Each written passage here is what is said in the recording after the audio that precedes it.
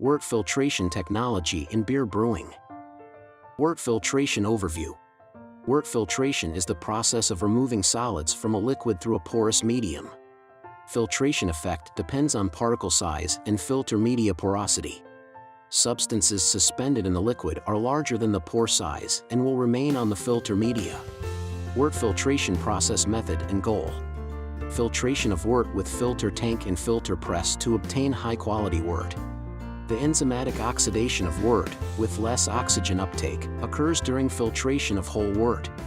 Reduced harmful substances leached from wheat husks.